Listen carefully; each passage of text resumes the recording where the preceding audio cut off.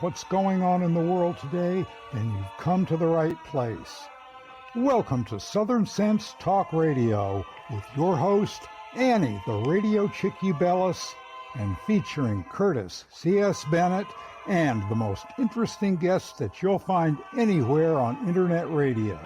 So sit back, relax, and remember, Southern Sense is common sense.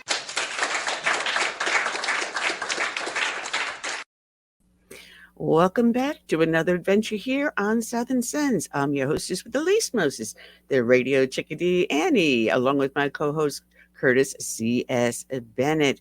Good afternoon and happy 4th of July, Curtis. Can you hear us, Curtis? Nope, we have no sound, Curtis. Unfortunately, your headset unplugged again. So check your headset. Anyway, while Curtis tries to get himself back on here, we have a lot to talk about and a lot to do. We got three great guests, Faris and Gerry James. He is running for Florida District 7 Senate seat. Then we have Cathi Chamberlain. She's the author of Rules for Deplorables. We do have a lot to talk about. Joe Biden is at it again. He just can't make some of this stuff up and just gets crazier and crazier. Do we have Curtis back now? You want to say yes or no? Nope, no sound, Curtis. Check how your headset's plugged in. Folks, this is live. You can't make this stuff up when these things happen. Anyway, yesterday was 4th of July, and for those who don't know, that is the day my mom turned 92, and we threw a party for her. It took me 2 days worth of preparations, but she sat like a queen bee in the living room, her white hair just glowing, along with her eyes twinkling, smiling, laughing, having a great time. And for a woman at the age of 92, she's got more on the balls than our president does. That says a lot about Uncle Joe, who's 11 years younger than my mom. Does it not, Curtis? All right, we're having problems with Curtis now. It looks like his camera froze. So her birthday's the 4th of July? Yep, she was born 4th of July, 4th of July, 1932. Yep. Wow. Yep. So I got a friend whose birthday was the 4th. Nope. Well, I started off inviting just a couple of local, close friends and some relatives over to the house, people that live locally. It was going to be about maybe 8 or 9. I think we had over 20, and I still had food left over. Wow. So, yeah, wow. We had a glorious celebration. Glorious. But then we saw President Biden get up after with the fireworks and to address the troops. And, of course, he flubs again. I'm no word master, but I do know that, hey, listen, I have a stuttering problem. So I will stutter over words. I suffer from dyslexia. So, yes, I have a little problem sometimes getting my words. Of course, I can't remember certain words at certain times because I get flustered and frustrated. But I don't have the major lapse that we're seeing with our current president. When he starts to meander off with a story about President Trump midway and then stops and changes subject, that's confusing. And when he is asked by the governor from Hawaii? I have the story here buried in the group, who happens to be a medical doctor, how he is feeling. And Biden responds, "Oh, it's just my brain." Excuse me? Is that supposed to be a joke? I don't know. Well, did you hear the comment he made about being the first black female vice president? That's in the story that I have over here. And I think he was referring to Kamala Harris. He was confused whether or not he was talking about Obama. He said, I am the first black female vice president who served under the first black president. Jeez. You really can't make some of this stuff up. And, well, whatever's going on with Joe Biden, it is going to affect, it looks like, who Trump chooses as his running mate. A lot of people are pushing for him to get someone much younger and possibly someone of a minority race to counter if Biden does drop out, if they put Kamala Harris in. If Biden were to resign, Kamala Harris would then become the first female president. Now, if you remember correctly, Curtis, when we started first talking about Joe Biden and Kamala Harris before he was elected, what was my prediction? That before the end of his term, he'd what? He'd resign, making Kamala Harris the first female president. And it looks like that may come to fruition. But I don't think Jill wants that. I think she loves being in the White House. Yeah, I think Jill is the power behind the throne. She is. I mean, she whispers like she's a ventriloquist, and he reacts. Well, now that we have you fully functional and back again, once again, want to welcome everyone here that is watching us on Facebook, Twitter, Twitch, YouTube, LinkedIn, and X, and half a dozen other places. And we will be rebroadcasting up on Big Patriot Radio tomorrow. People can find that at bigpatriotradio.com, as well as onto Blog Talk Radio, Buzzsprout, and I don't know, about 20 other different places. And we're still working on getting us back onto our homepage, trying to find someone to help me do that. If anyone knows WordPress, get a hold of me, and maybe we can work something out. But people that watch our show know that we start each and every show with a dedication to a fallen hero. And I chose this because yesterday was July 4th. It was our 248th anniversary of the founding of this nation with the signing of the Declaration of Independence. And I put together, I actually uploaded from YouTube 2 videos, one on the U.S. Declaration of Independence and the other on the 56 men that signed it and what happened to them. So today's dedication goes out to these brave men and women.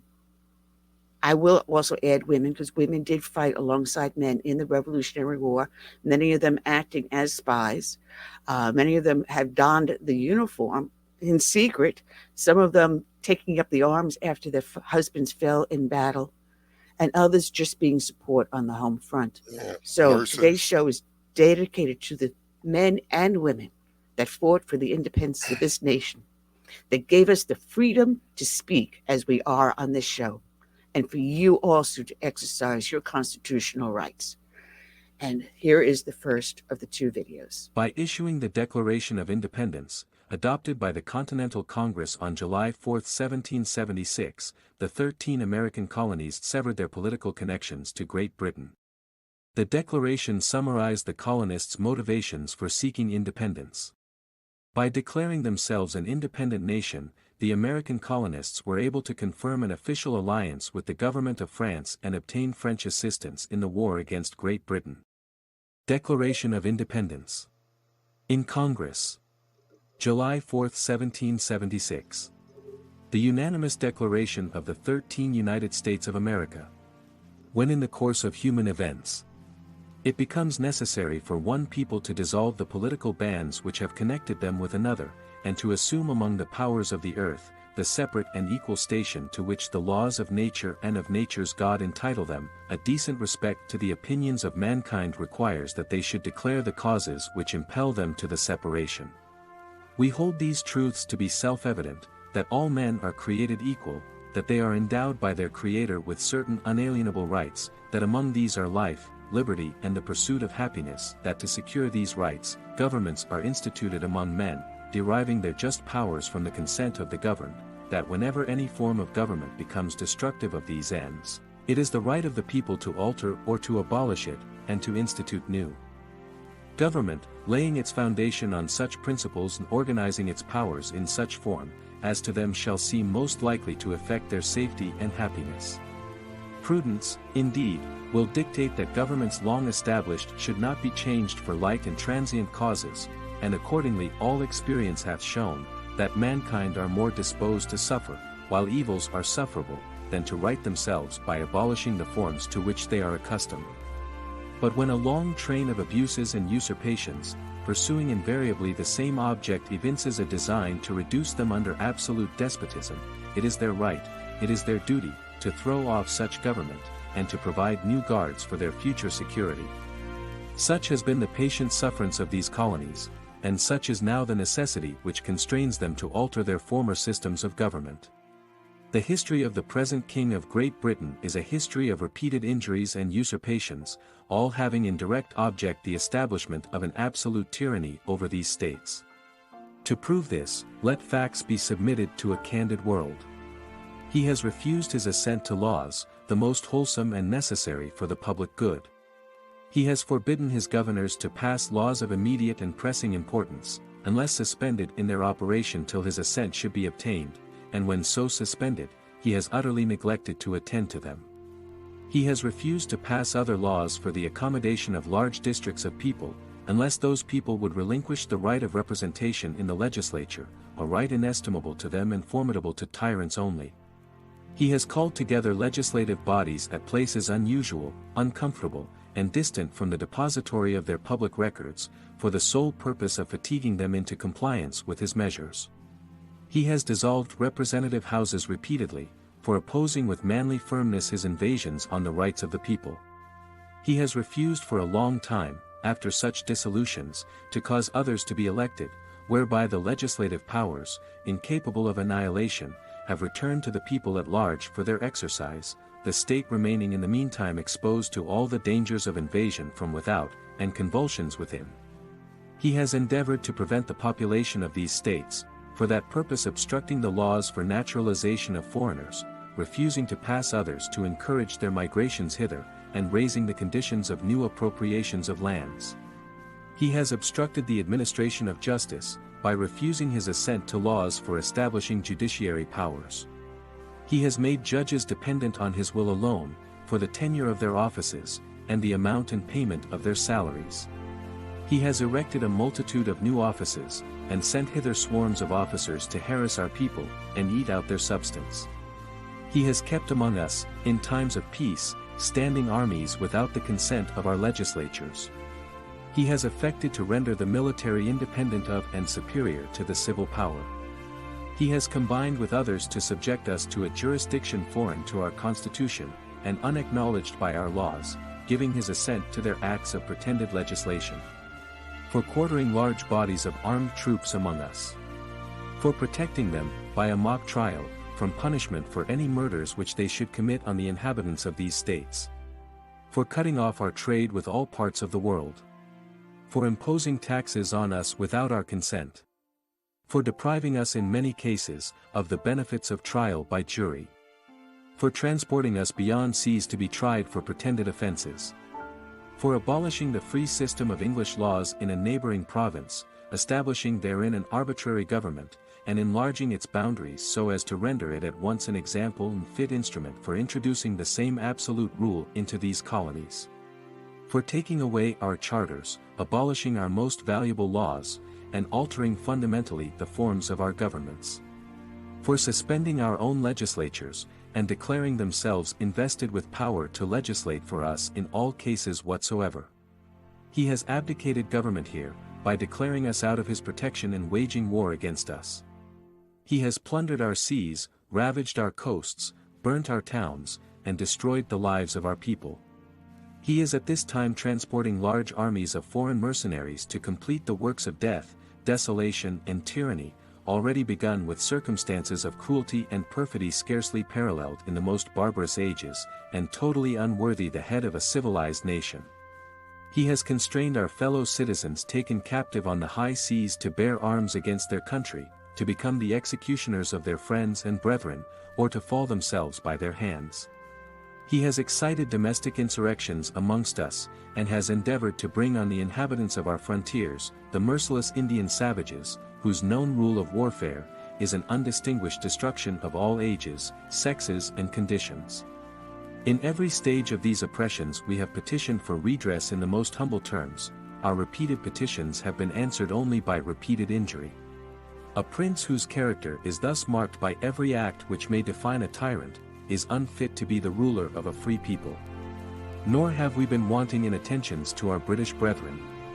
We have warned them from time to time of attempts by their legislature to extend an unwarrantable jurisdiction over us. We have reminded them of the circumstances of our emigration and settlement here. We have appealed to their native justice and magnanimity, and we have conjured them by the ties of our common kindred to disavow these usurpations, which would inevitably interrupt our connections and correspondence. They too have been deaf to the voice of justice and of consanguinity. We must, therefore, acquiesce in the necessity, which denounces our separation, and hold them, as we hold the rest of mankind, enemies in war, in peace friends. We, therefore, the representatives of the United States of America, in General Congress, assembled, appealing to the Supreme Judge of the world for the rectitude of our intentions, do, in the name, and by authority of the good people of these colonies, solemnly publish and declare, that these united colonies are, and of right ought to be free and independent states, that they are absolved from all allegiance to the British Crown, and that all political connection between them and the state of Great Britain, is and ought to be totally dissolved, and that as free and independent states, they have full power to levy war, conclude peace, contract alliances, establish commerce, and to do all other acts and things which independent states may of right do. And for the support of this declaration, with a firm reliance on the protection of divine providence, we mutually pledge to each other our lives, our fortunes, and our sacred honor.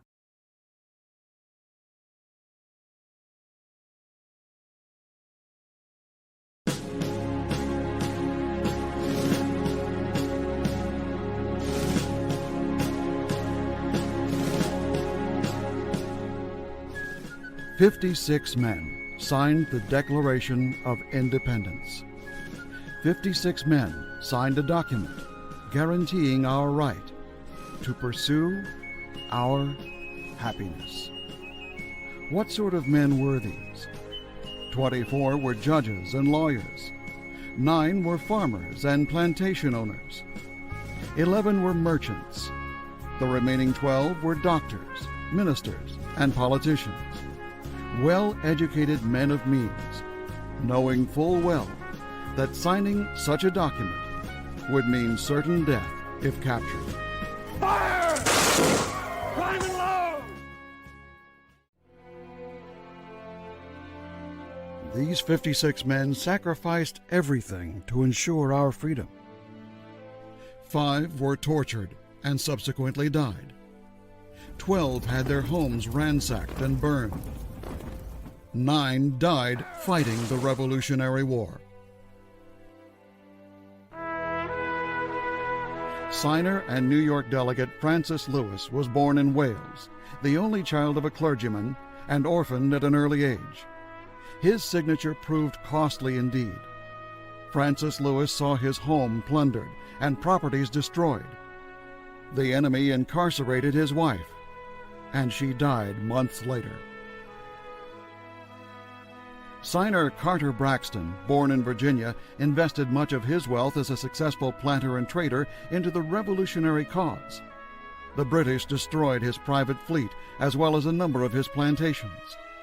After selling his home and remaining possessions to pay his debts, Carter Braxton died in rags.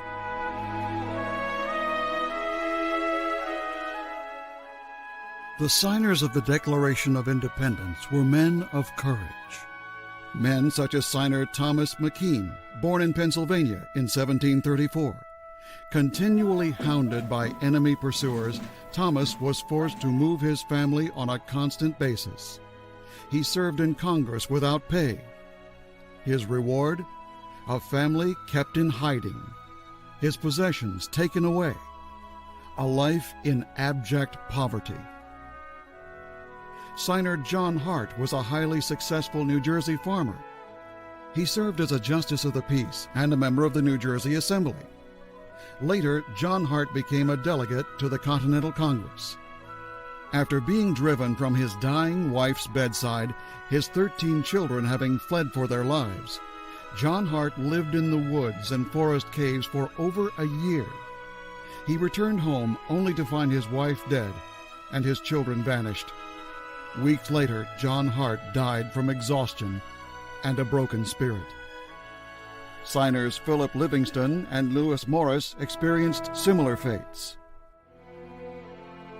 And then there's the remarkable story of signer Thomas Nelson, Jr. Thomas Nelson, Jr. lived his life before the war as a Virginia planter, soldier, and statesman.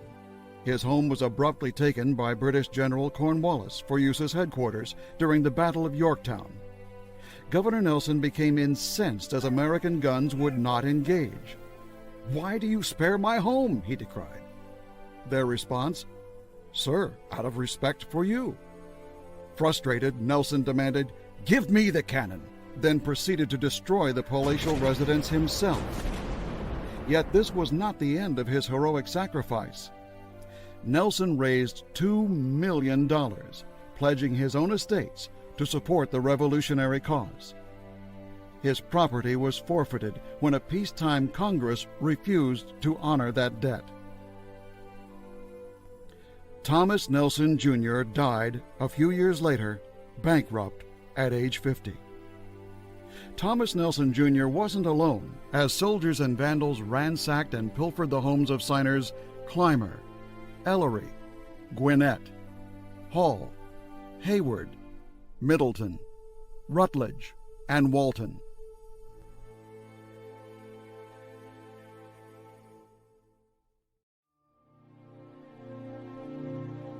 So let us honor the unparalleled sacrifices of these 56 men and thank them.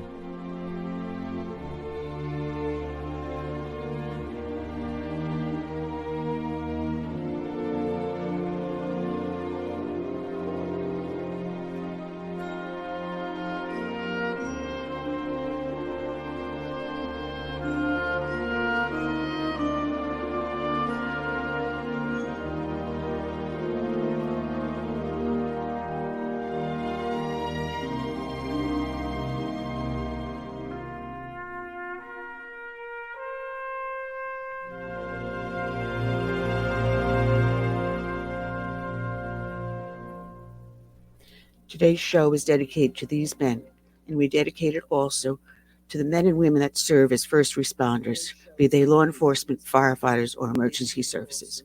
We also dedicate it to all the brave men and women that have served to fight for this nation, from its past, its present, and its future.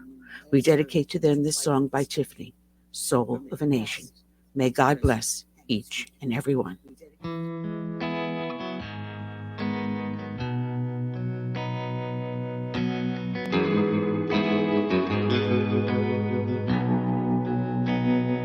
Let it be said, when we finish this race, we kept them free, we led with grace. Let it be seen,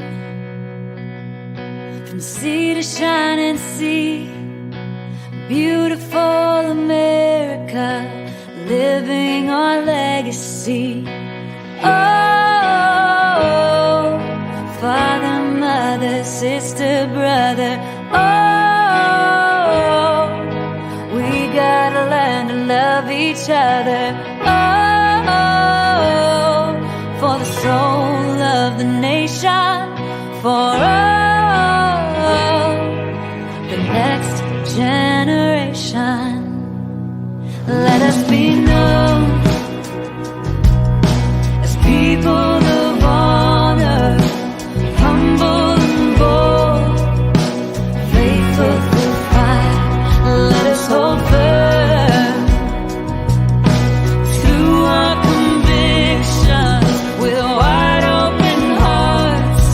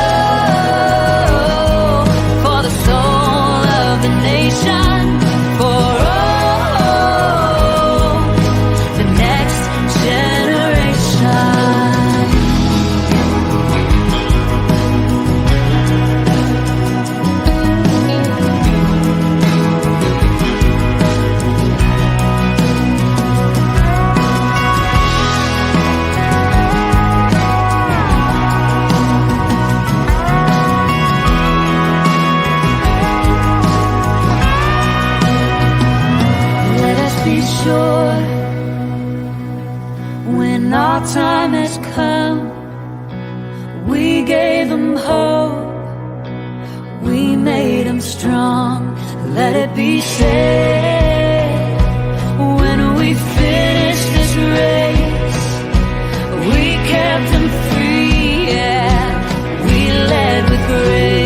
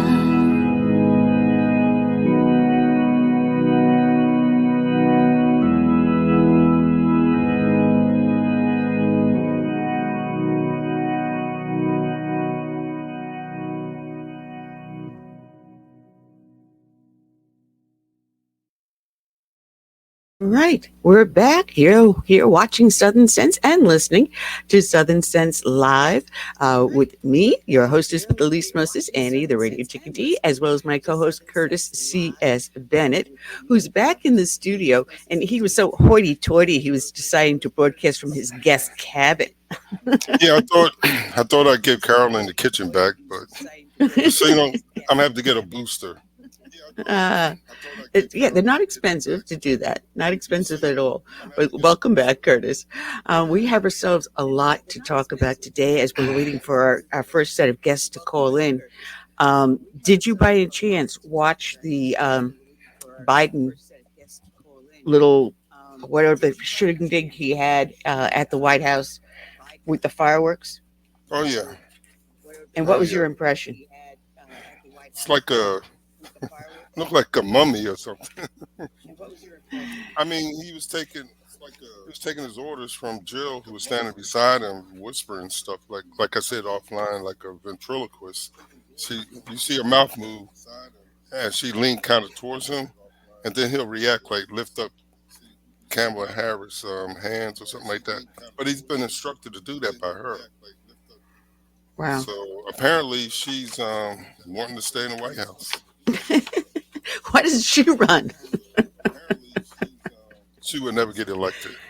No, I think she's the most hated first lady I have ever seen in my lifetime.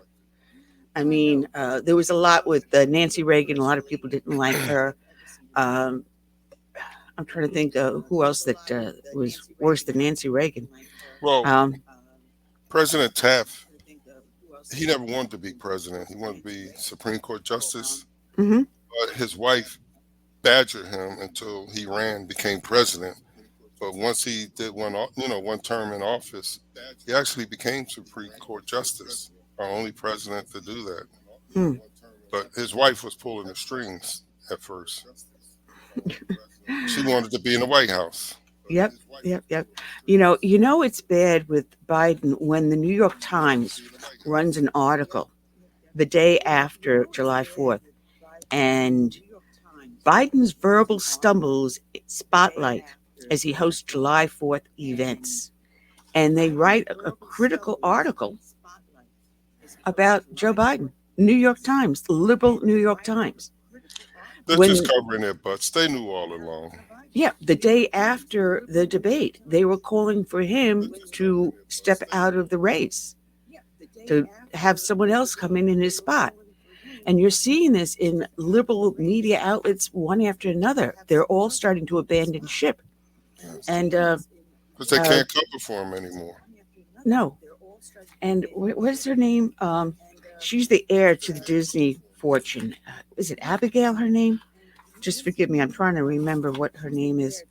It's one of the articles I pulled up. And she's not a Disney, and she's an heir. Right? She's one of the Disney heirs.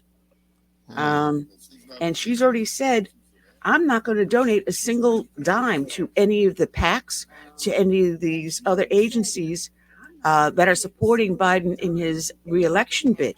She goes, not one more dime. And if you have a Disney saying no to a liberal president, that's saying a lot. The Times article actually points out his other missteps. In an interview to the Wisconsin radio station, he said he screwed up during the debate. He said, I had one bad night. He's telling them. I mean, he's admitting in public that he's having problems. In the meeting with the governors, and here it is, it's the governor of Hawaii. I was trying to remember if it was a senator or a governor. Governor Josh Green of Hawaii, who attended virtually to that meeting and is a physician. He asked Biden about his health, and he said, quote, it's just my brain. A remark that some in the room took as a joke, but others found very puzzling, as I do. Gavin Newsom was one of the first ones to state he's got Biden's back. But you think about the way he said it. Meaning if Joe Biden decides to step down, he still has his Joe Biden's back, supporting him in whatever his decision is. But that leaves it wide open for Gavin Newsom now to step in as the key candidate. And think about this. Gavin Newsom was in Michigan hosting an event for Joe Biden. Here's the governor of California stumping around the country in place of Joe Biden. Doesn't that sound more like Gavin Newsom's actually testing the waters to see how receptive people are to him running as president instead of Biden? Well, actually, some months ago, I said on the show that I think he would be the first person they go to. Yeah. Michelle Obama doesn't want it. She's not interested. She don't want the being in spotlight. So this is their Hollywood boy there. Right. California. And I was correct. Her name is Abigail Disney, and she is the heir to the Disney fortune. And she told Biden's campaign and the committees supporting it that, quote, not receive another dime from me until they bite the bullet and replace Biden at the top of the ticket. Well, there have been others who said the same thing. Right. You have to replace them or you're not getting another dollar. Right. Now, we're waiting for your friends to call in. Hopefully they'll be signing in very shortly. If you want to maybe try to text them a message to let them know that we are live, and we can go on with that. We also, looking up here, as you do that, there's another article I pulled up, and this was on Jake Schneider, who's the Rapid Response Director for the Republican National Committee. And he posted this in an email to everyone, pointing out Joe Biden's obvious cognitive decline from the public.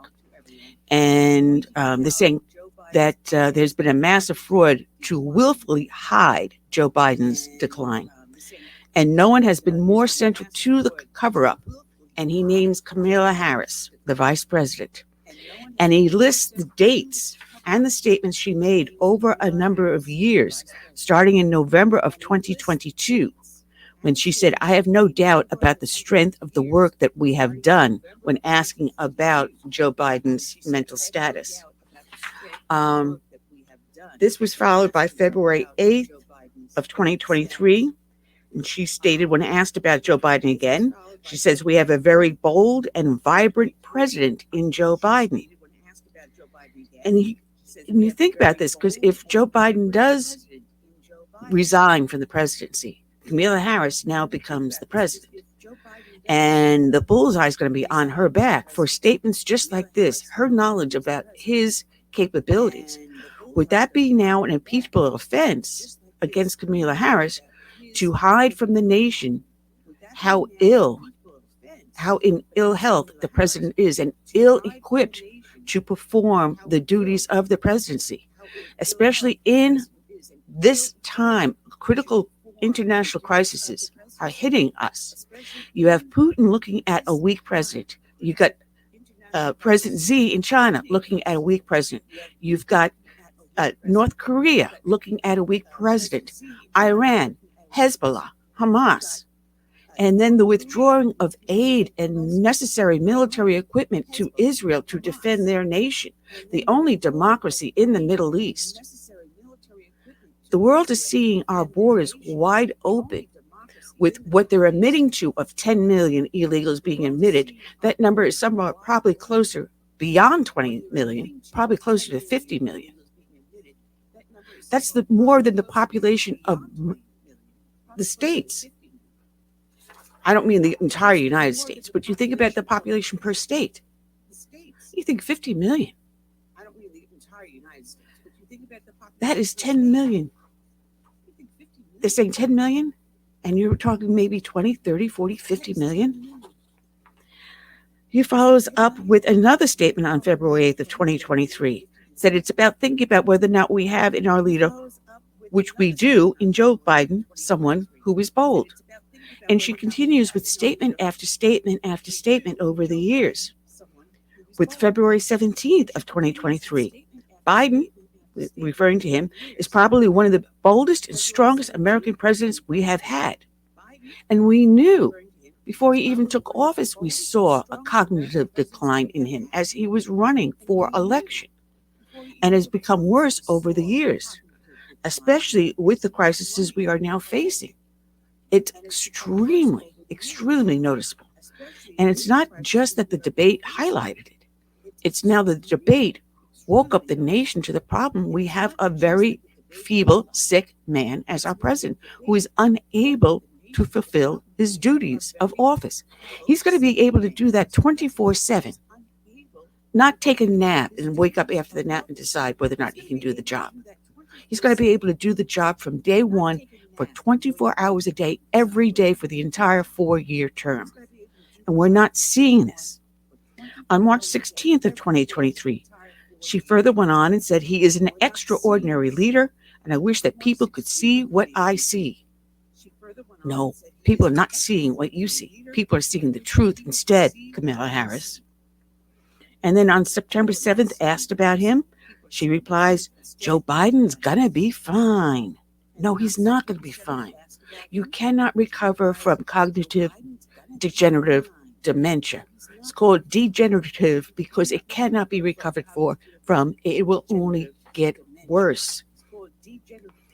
September 20th of 2023, she goes on, that referring to him, is in touch with the problems of today and has a vision for what we can do today and in the future. What vision? Have we seen any vision whatsoever? And I'm going to unmute Curtis. Can we unmute Curtis? There we go. Got a smile from him. Come on, there we go. Got you unmuted. But here she is. She's aiding and abetting the cover-up of the condition of the President of the United States and keeping from the Congress and the people the fact that the president has been elected into office who cannot physically or mentally perform the duties of the office, which leaves our nation leaderless. There should be some kind of mechanism, and it is just the 25th Amendment, but what do you do when you have a spouse that says, no, I don't want my spouse to step down? I mean, it's not about what the spouse wants. It is not, it's about what the people of the United States want. And we want a strong leader. A leader that's willing to stand up to China, up to Putin, up to the enemies of our world. But she's pulling the strings, though. Oh, is she? Is she the only one? Or is it a cabal of people that are turning around and saying, well, why don't we try this? Look at what he has appointed to be members of his administration in various roles. You had one that was a transgender, cross-dresser that was stealing people's luggage from airplanes and finally got arrested for that. You have another one, another non-binary who was saying the most horrible things about the American people, and then said, oh, it was just youthful indiscretions. He posted them up on social networks. And if you do that as an adult, which he did as an adult, wasn't youthful indiscretions. He was fully well engaged and an adult. And we're seeing one after another. And Karine Jean-Pierre, I mean, how does she stand up and face the press with a straight face and say the things she says? I guess that's her job, the spin room. When you see Joe Biden speaking and making statements, and you watch Anthony Blinken in the audience listening to Joe Biden and just praying he's not going to say what you fear he's going to say, and then watch him cringe as Joe Biden does say exactly the wrong thing to say, to undo all the work he does.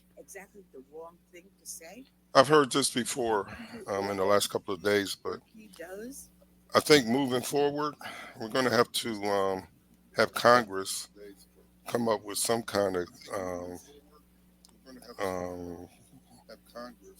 cognitive test for any person that holds high office to make sure they can do the job. No, that leaves Fetterman out. But you know what? He's sounding more like a conservative day by day. So I'm not going to knock him too badly. But it is a start. You know, it is something that we can use to kind of like get to the bottom of what's true and what's not true about somebody's mental capacity and their ability to hold office. I mean, have a cognitive test. Trump said he did it a couple of times and passed with flying colors. Now, why wouldn't Biden do it? Because he knew he wouldn't. Well, he also offered to take a drug test, and just prior to the debate, and they would not do that either. One thing I pulled this up. I mean, I'm looking for the article now. I have pulled up, like, I can't tell you how many articles just before coming on air. I mean, we're being hit with a flurry of different things that is absolutely amazing. And it had to do with the backdrop at the debate. And what did I do with it now? Oh, please. Oh, here it is. Got it. And this is a guy who sends me a lot of articles.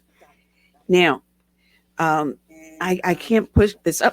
Oh, I'm sorry. I got his cat that just jumped on me. Hey, I got a call from our guest, so I'm going to call her back.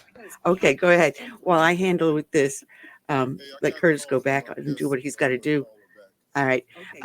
This was from a friend of mine, and he's telling us to look at the YouTube live video of the debate and look at the backdrop behind Jake Tapper, directly behind him. It would be to his right.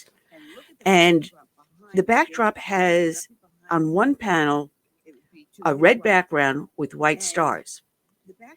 And you think about this, if this is supposed to represent the American flag, the American colors, for those that are watching live on the podcast here, you'll see I have on my background here the American flag at the bottom half of the screen.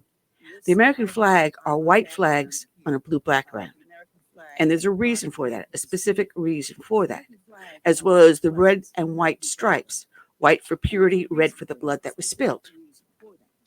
So if you want to depict the American flag, then the white stars should be on the blue panels, not the other way around. And as this was being pointed out to me, I'm saying, oh, interesting. Then they point out the buses that the government is using to transport illegal immigrants from the borders to within inside the United States. And on the side of the bus is a red background, and in that red background are yellow stars, not white stars, not a blue background with white stars, but a red background with yellow stars. And then you look at the Chinese Communist flag. And what is that? That is a red background with yellow stars. So the question is, knowing that a lot of our media is being controlled by Chinese influence, knowing that we have a large influx of illegal aliens, which now include Chinese nationals of military age crossing our border illegally. What is the purpose of the symbolism of a red background and stars, be they white or yellow? Is this a signal to the Chinese that, hey, we're welcoming to your communist influence here within the United States? It's very interesting. I'm not saying it's a conspiracy. I'm just pointing out what someone else has shown me. And if those that are listening have seen something similar, let the show know. Drop us a message. You can also go through the website and send me an email, which is our website is southernsense.net. And hopefully we're going to have, our guests come back in. I'm hitting the wrong things on the computer here. So I just found it very interesting. There's several different articles I also pulled up dealing with China just prior to getting this message. And there was recently an arrest in Italy. And here's that article. In Italy, they seized 6.9 tons of what they call drug precursors, which were being imported into Italy from China.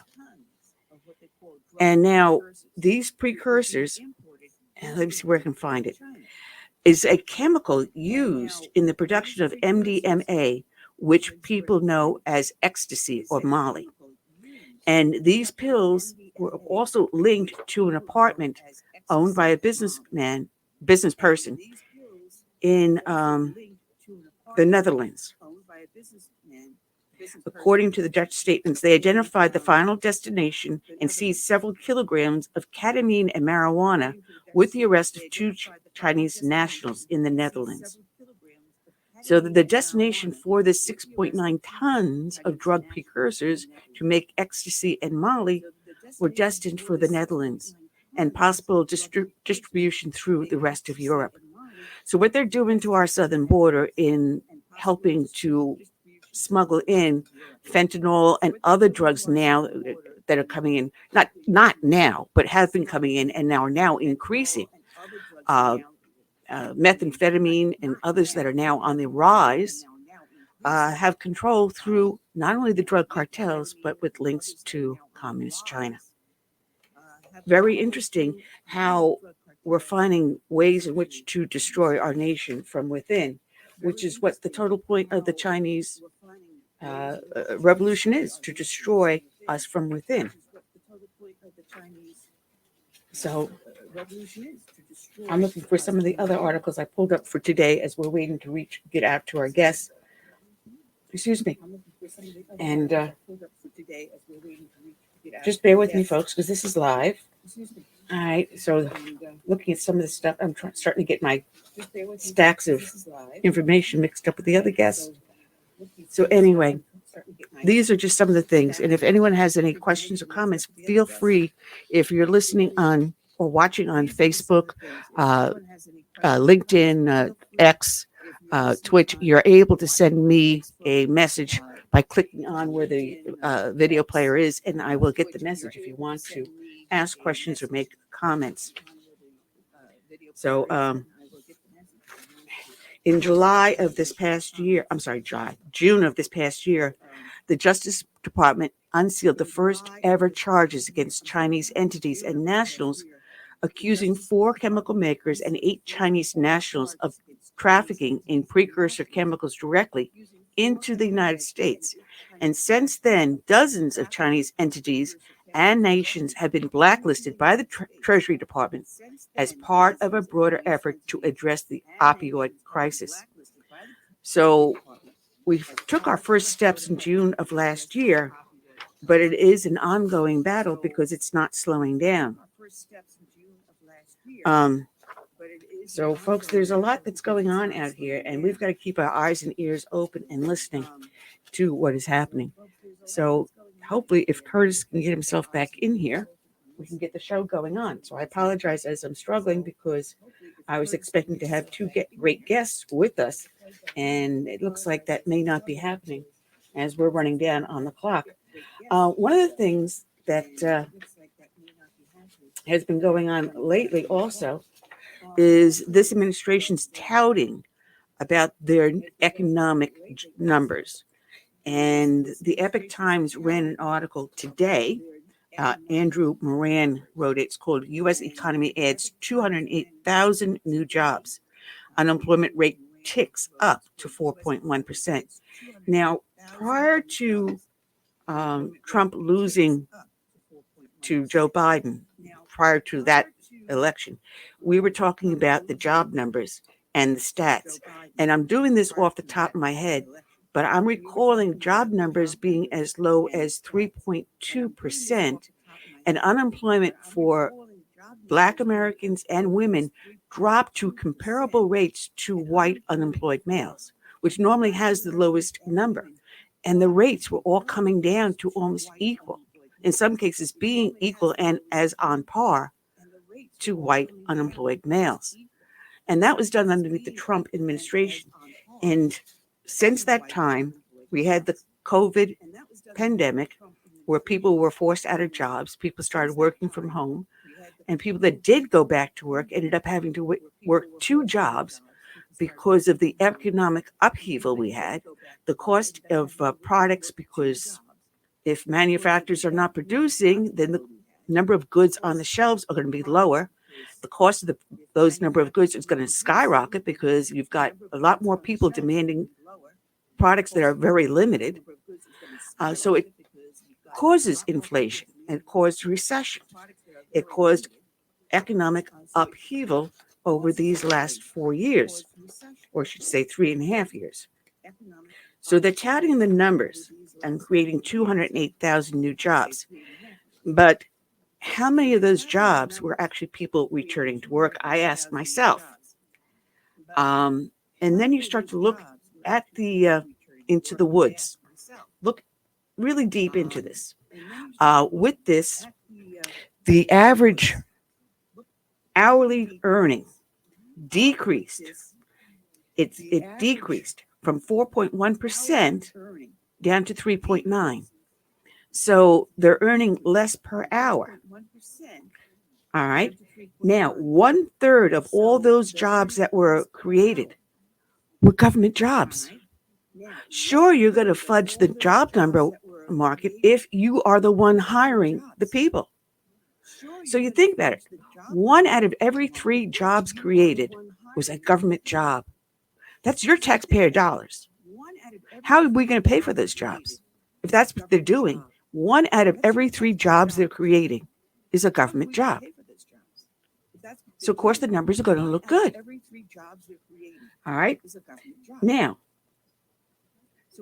the job losses, most of them were centered in professional and business services of 17,000 negative. Retail, 9,000. Now, think about that. Walgreens has just announced they're going to have a massive closure of their stores. And we see the big boy now is going out of business. Bed Bath & Beyond has already gone under. We're seeing a lot of businesses start to go. Now, here also, full-time positions have declined by 28,000, while the number of people working part-time are 50,000. How many of those were jobs that people said, well, I don't want to pay a full-time worker anymore because I have to pay them more plus give them benefits. But if I have a part-time worker, I can pay them less and not provide those extra benefits like 401ks, healthcare plans, and so forth. Think about that. How many employers will save themselves money and then hire instead part-time workers to do the job of full-time people? All right, now into the number of long-term unemployed, which surged from 166,000 to 1.5 million. The number of people working 2 or more jobs was 8.34 million. Wow. Think about that. 8.34 million of Americans have to work 2 part-time jobs. All right, now, the number from June of 2023 to June of 2024 of jobs for foreign-born workers increased by more than 1.1 million. What they don't say in these numbers of how many of them now are being employed are illegal aliens. Walmart is now hiring illegal aliens because the government gave them the fiat to do that. Think about that. Illegal aliens are having more rights at a job here in the United States than American. That's crazy. That's crazy. And we do have Curtis back. They said they were in the studio, but they were waiting. The message they got was they're waiting for you to bring them in. I told them I never saw. No, they did not show up. But, I'm hoping we're not going to have the problem. I think they were in the wrong show. Oh. So they said they're going to call in, so I gave them the number to Block Talk Radio to call in. Block Talk Radio is not. It's not a live broadcast. What's the number I should have gave them to call in? There's no number to call in. Oh, man. Did you give them the link I sent you on the phone? Yeah, they had the link. That's strange. I think they just went in the wrong episode or whatever. No. Because each episode, it should have ended in 4PY. That's the one you gave them. Let's see. How long ago you sent that to me? I texted it to you when you got knocked off, just a little bit earlier. So take a look at your text message. You should have it with UUE 6VS 4PY. That should be the one that they should be having. So, folks, I got a cat at my side here. What's this, Cat Day? Yeah, it's Cat Day. Yes, folks, I do have not just one. I have 6 cats. Oh, my goodness. It was recently up to 7, but one of them passed away, unfortunately. So my husband brought 2 in. My mom brought 1. I had 4. So we're down back down to 6. Can you resend it to me? Because I don't see it. If you look at the screen below the pictures, you'll see where it says invite. Click on that. Go to that. Click on that, and then you can copy it and paste it, send it. Okay. And that's the one that they had too. Right. Now, we were talking prior to Curtis joining us back again about these unemployment numbers. Now, we're seeing that unemployment increased for foreign-born workers. And as I mentioned, some of these large companies are being given permission by our government to hire illegal aliens over native-born Americans, over those that come with a legal visa into the United States and a green card, over them, over our veterans, and they're hiring foreign-born workers, illegal aliens. Now, this increased 1.1 million, but employment opportunities for native-born workers, that's you and me, folks, fell nearly 1 million. So almost the same exact number it increased is the same number it decreased for us. So we have foreign-born workers giving priority over native-born workers, with an increase of 1.1 for foreign-born and a decrease for us, native-born Americans, by 1 million. Is this government looking out for our needs? Is this government sensitive to we, the people? I don't think so. I think we have a major problem here, folks. And when we look at the numbers coming out from the government, how they are being fudged and how we're being fooled and hoodwinked.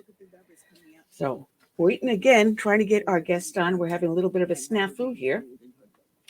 So, hopefully we'll have this corrected. And this is something we've discussed on previous episodes, the change to what our federal government, specifically the Health and Human Services Division, in changing Title IX. For those that are unfamiliar with it, Title IX was an act that was established in 1972, specifically to protect women from discrimination in public education. And it dealt with giving a more fair and level playing field into women's sports. Something that was very little funded because it was not well funded. We did not have equipment. We're not able to form teams in our public schools. So women were not finding the same opportunity once they graduated and went on to higher level of education for scholarships, dealing with sports, or even to enter into professional sports. There wasn't a lot of professional female sports out there, not like you see today. where women's basketball is getting the same coverage on TV as men's. You have WWF fighting containing both women and men teams, things we didn't have prior to 1972. And it was to help to protect us from discrimination. And instead, when the Health and Human Services decided to change the regulations to gender ideology over medical reality, they then gave the ability to men identifying as female to participate, and then thus prevent us from getting those scholarships, those professional athlete opportunities, sponsorships from corporations, things like that. What we fought for us as a biological gender to happen is now being taken away from us by biological individuals who deem themselves to be gender fluid and identify then as a female. And we've seen this at Leah Thomas. The opportunities that are being taken from women, genetically born women, to appease an ideology.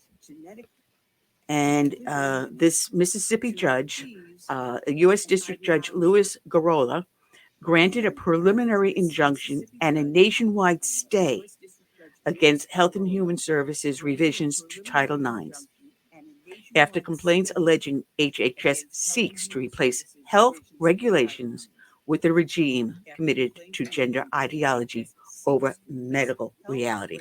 And we do have our guest here, Gerry James. Good afternoon, Mr. James, and how are you today? Hi, I'm doing very well. It's nice to be on with you. Oh, I'm sorry about the snafus, but today's been one of those days. It's the day after 4th of July. It's more like the 13th, Friday the 13th. But no better, I would say it's established time to get us. Hey, listen, I've been taken down by communist China a few times. So YouTube has taken me down. Facebook has banned me a few times. So we're in good stead, in very good stead. Now, my current husband happened to have been a really big golf fanatic, so much as to traveling to Augusta and North Carolina to play. And you, in your own mind, no, I shouldn't say that, are a golf legend. And there was a really interesting article written a while back in Golf Week, and I did pull it up. And you have an interesting history where you said you originally came in and you were rather selfish, but you had an epiphany. And I gather that epiphany has now grown into an urge for public service. Tell us about this. Well, that epiphany started when I started, really surrendering my life to the Lord. And I then started teaching Sunday school in my local church, and then also doing prison ministry in level 7, level 8 security prisons, which is even death row. So I served in prison for the last 15 years. And then I really felt God called me into to running for states. And I wasn't sure why, but I'm very aware of why now. All right. Well, now you're running for Florida District 7 Senate seat. And what are your priorities now going in there as a state senator representing District 7?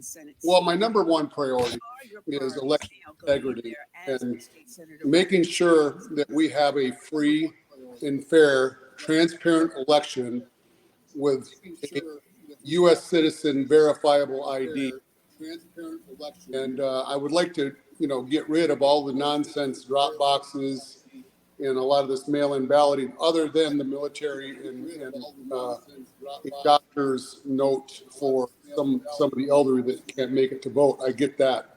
But we have to get control of our election. If we don't, we do not have a constitutional republic as our founders wanted us to have. In fact, we have an out-of-control democracy, which is what you hear all the time. We have a democracy. That's a lie. We're supposed to have a constitutional republic where the people have how our government is run, not the corporations and file lawyers, which is how our government is run. Yeah. Oh, your audio is going in and out a little bit. I don't know if it's your internet or what. I'm not sure. I don't have. I don't know that I have control of that. Well, now you lost your face. Okay, there we go. There we go. Folks, you can't make this up when it's live. You really can't. Now you lost your face. No, Florida has been undergoing under Governor DeSantis a lot of reforms. Mm-hmm. And I was just talking about Title IX and how my generation finally saw it come to fruition and we benefited from it. But now it's being taken away. What have you done in Florida with Title IX? Well, I haven't done anything yet. I'm not in the legislature yet, but look, I meant to say that. I apologize. Yeah. I'm a proponent of equal access to sports, but the fact of the matter is that the left is now trying to insert its will and have women or men compete as women in sports. Men compete as women. And, they're taking away women's sports, and it's an abomination. We all know it. We all know it. And, to be fair, Governor DeSantis has stepped up on that issue and legislated towards, sanity, I would say. And he's legislated towards sanity in a lot of areas. The one big area, though, that I disagree with Governor DeSantis is insurance reform. And, the person that was the head of the spear in insurance reform is my opponent, Tom Leak. He's been in office for 8 years, and he spearheaded this tort reform, or so-called tort reform, which in fact all it is a laying of the burden from the insurance company where it should be back to the consumer. So there's no tort reform at all. It's just transferring the liability from the insurance company where it should be, because you're paying them to take that liability risk. But no, they transferred it back to the consumer, which is an abomination. And people just don't realize it. They don't realize it until they make a claim. And when they make a claim, their claims are now almost automatically denied. And if you take them to court and they prevail in court, you're still on the hook for your own legal fees, which is absolutely insane. We have to repeal that law, and I will as soon as I get up there. I will make a bill to repeal it and get some sanity back into our insurance regulation.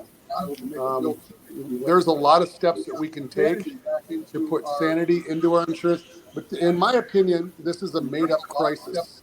It's a complete made-up crisis for the Republicans to run on, because this is what establishment Republicans do, like my opponent Tom Lee. They make up things to run on. They present this huge problem where everybody's paying for it. They take massive insurance kickback or donations into their campaigns, and then they legislate for those insurance companies, and they act like they're going to help you, which in fact they're turning right around and stabbing you in the back, and they're not helping you at all. They're legislating actually against you, and it sounds nefarious, and it really is. Well, it's funny because my mom lived in a hurricane zone down in the Virgin Islands. She's now living here with me. I'm in the hurricane zone like you are, and we're seeing one heading possibly towards Houston, Texas, coming out of the Gulf of Mexico. And we purchase insurance for exactly this type of a situation. Right. And instead, they're telling us, well, you're going to be better off if you self-insure. How many people can actually afford to self-insure? Yeah, exactly. Very, very few. You'd have to own your own home outright to self-insure. And then you're completely taking the risk of, this is the point. And really, we are in a crisis in this state right now. They formed a government insurance agency several years ago called Citizens Insurance. It's insolvent right now. It's been mismanaged. The people that were managing it made millions of dollars to manage it. But like anything else, when you let the government do it, it's always mismanaged. It's always misrun. And it usually always ends up in catastrophe. The thing is that as a conservative, what I battle against the most is what is called fascism. And that's where you meld government and business together, and you let the business do the government's dirty work. And that's fascism. And really, that's what's happening in our insurance industry right now. It's really nothing more than that. And really, that's what's happening. In all fairness, I got to say, there is a family members to the family I just married into that work with insurance. And actually, they're gearing up for the hurricane season and taking on claims. So I hope that you do prevail, because they are working hard to help protect the people. The company they work for is a very good one. It's one of the few I can honestly say is a good one. You were talking about election integrity. And I know here in South Carolina, we did a major revamp of our elections. And believe it or not, we have assaults already reversing the good work that we're doing, because in Wisconsin, their Supreme Court has now allowed the drop boxes back in play, the unmanned drop boxes. And is there any additional election reform beyond what has already been done that you would like to see in the state of Florida? Oh, 100%. I mean, the state of Florida is wide open for fraud right now. Most people don't realize it. We don't have a government-issued verifiable U.S. citizen ID required to be able to vote. Most people think that we do. We don't. It's just a driver's license that, frankly, illegal aliens can get. And unless we straighten out our vote and make sure that only U.S. citizens are voting, clean up the voter rolls, make sure that there is no more drop boxes. The last election, I ran in 22 against the incumbent. Now it's an open seat for the same Senate seat.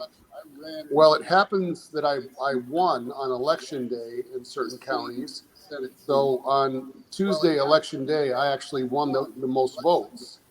But I was outvoted 4-1 in certain counties in mail-in balloting. Well, we asked to see those mail-in ballots. We asked to see, and we wanted to compare signatures.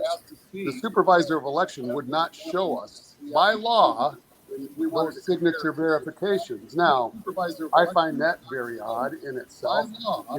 I want full transparency on our vote. We don't have that. We don't have free, fair election on our vote. All right. Well, Gerry, we are being joined by Cathi Chamberlain, who she's been on the show once before, and I had to pull up my notes to remind myself, with the marvelous book, Rules for Deplorables. Yeah. And she also has her own podcast. Welcome aboard, Cathi. How are you today? Thank you so much, Ann CS. Great to see you. And Gerry James, it's great to finally meet you. Thank you, Cathi. I've heard a lot about you. Same here. Two great people.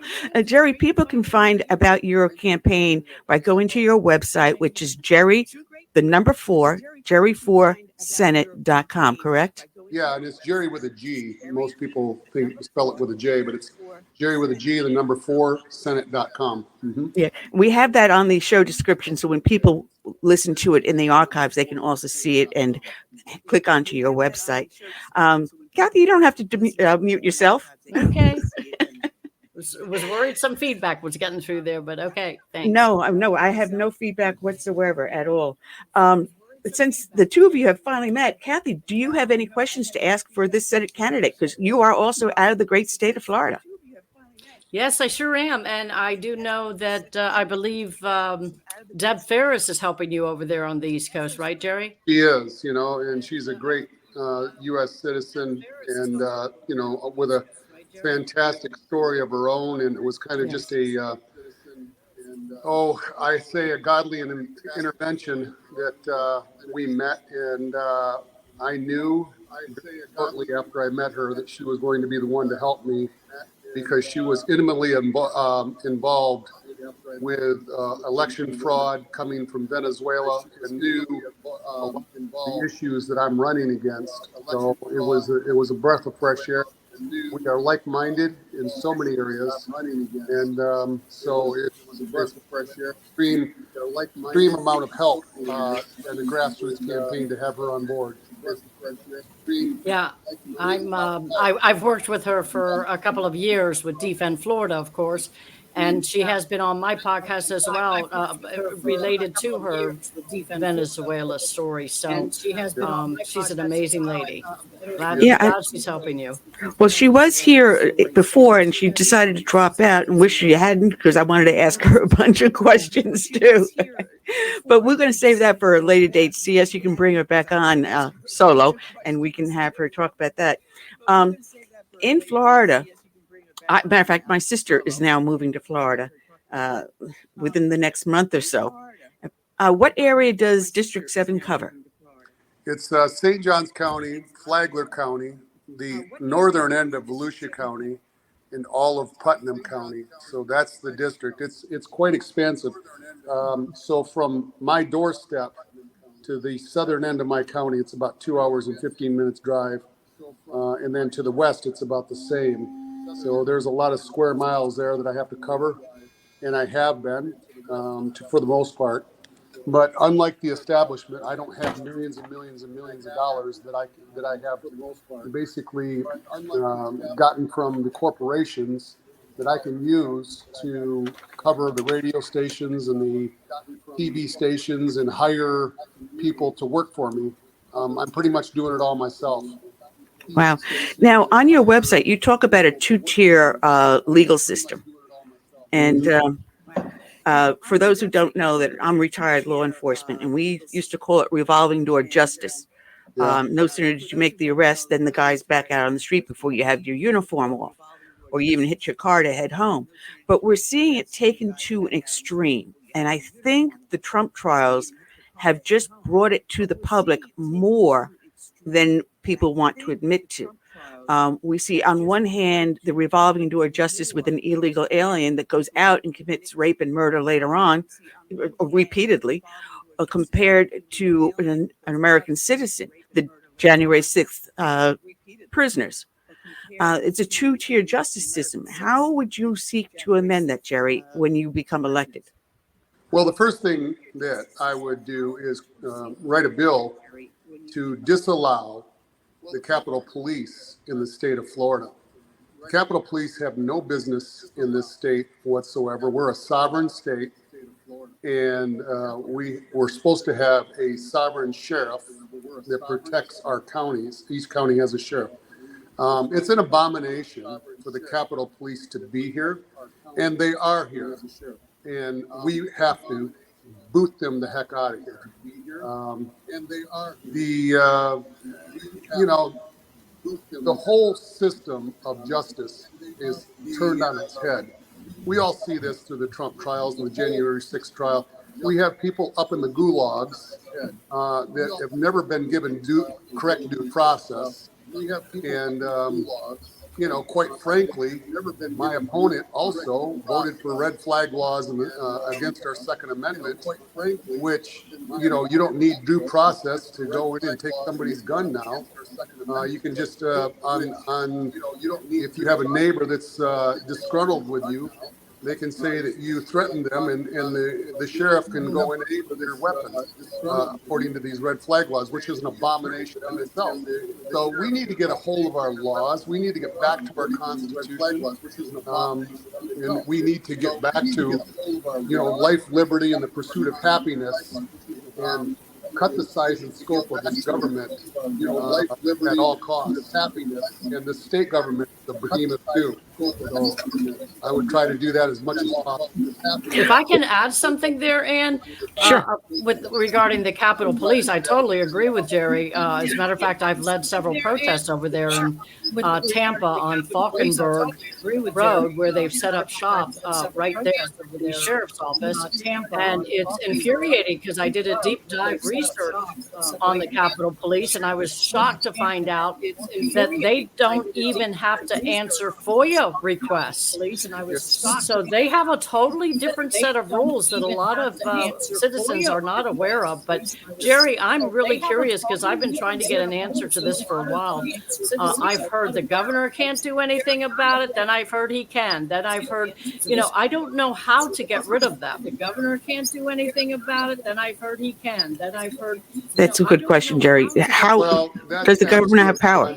Look, we have a state constitution. That's a good question, Jerry. And the federal government is not supposed to, according to our constitution, be over the state government. We have states' rights.